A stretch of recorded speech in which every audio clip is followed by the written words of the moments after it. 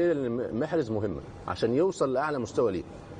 وبعدين هو بدا يبقى في الفتره المباريات الاخيره بقى يوصل لمرمى المنافسين كتير ويخش منطقه الجزاء كتير، والحلول عنده الشمال واليمين ما شاء الله عليه، ما فيش حد من المدافعين قادر في الدوري يقدر يقفه. فدي نقطه ايجابيه. ينطبق ايضا على جريليش هذا الكلام، لان الاثنين فتره من فترات كانوا على دكه بدلاء في الكثير من المباريات. بيضرب بيهم الامثله دلوقتي. جوارديولا يقول لك شوف اللعيبه بتلعب ازاي، شوف مستواهم وصل لايه. واكل، بس الغريب ان اكل النهارده احتياطي.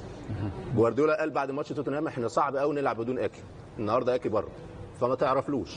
فخلينا في المستوى الحالي لجريليش ومحرز، صراع في التحولات الهجوميه، ما بيفقدوش الكره كتير وملتزمين بالادوار الدفاعيه، بيحموا الباكين اللي قدامهم اللي بيلعبوا قدامهم، فاعتقد ده نجاح كبير.